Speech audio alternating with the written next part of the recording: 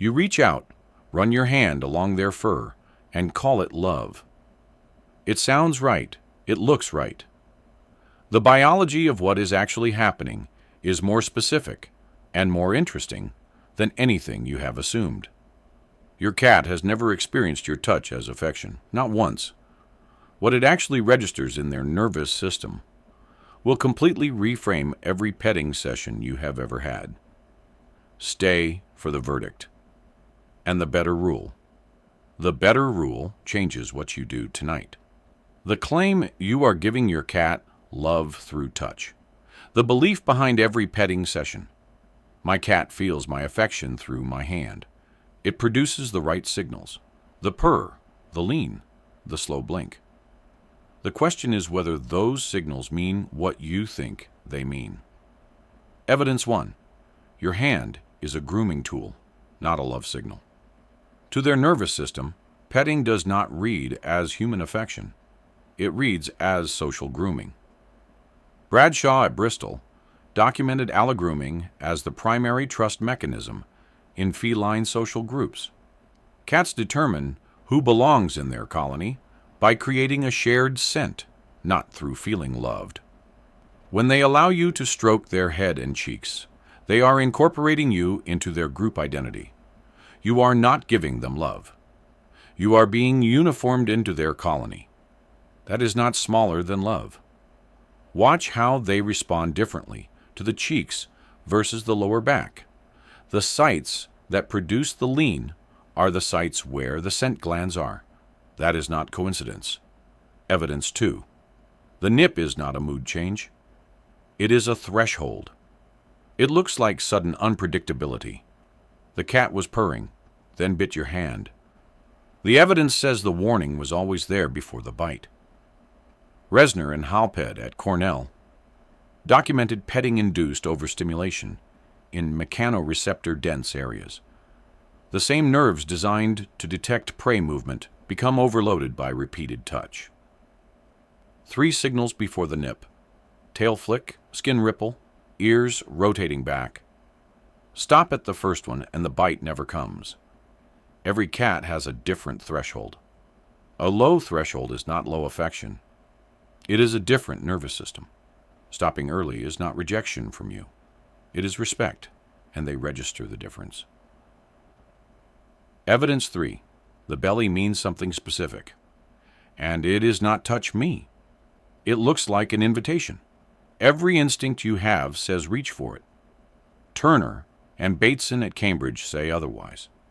The belly up says I feel safe enough here to drop every defense, not please touch this spot.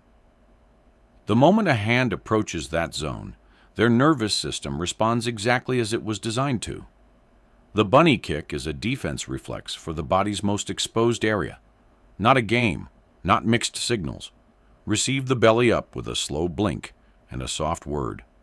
The statement was everything they meant to give. Once you understand the distinction, the belly up becomes the highest trust signal a cat can offer. And the correct response is to honor it, not reach for it.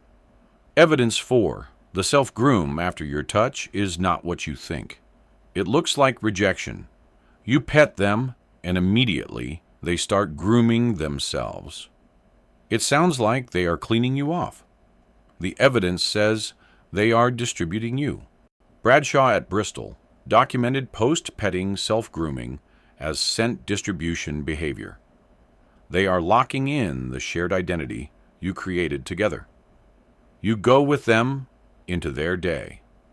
The self-groom after your touch is one of the clearest signals of inclusion in all of cat behavior. They are not removing you. They are carrying you with them when they walk away. The verdict, not affection, something more specific. The claim that petting delivers love in the human sense.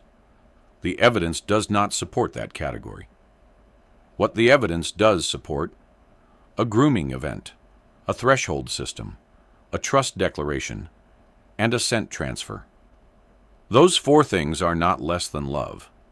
They are a more precise account of what is actually exchanged. Your cat is not receiving your love through touch. They are performing identity sync, and including you. The claim gets the direction wrong. You were not giving them love. You were being invited into their world. The better rule. 3 things to do differently tonight. 1. Start at the head, cheeks, and chin. These are the scent gland sites that make biological sense to them. 2. Watch the tail, the ears, and the skin. Stop at the first signal. 3. If they belly up, receive it with your voice, not your hand. The statement was already complete. When they groom after you stop, watch. That is not the end. That is the session continuing without your hand. You are not doing less. You are doing exactly what the biology was designed for from the start. Some cats show the tail flick after 1 or 2 strokes. That is not unusual. That is their hardware. Cats with limited early contact or difficult histories often have lower baseline thresholds. The better rule still applies.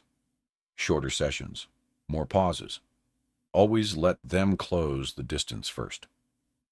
Some cats prefer to initiate every contact. For them, the stationary hand is everything. The reach is the problem. The hand to offered and held still is the answer. Not all cats are the same, but the biology underneath all of them is. Every time you reached out to pet your cat, you were saying something. You were saying, I am here.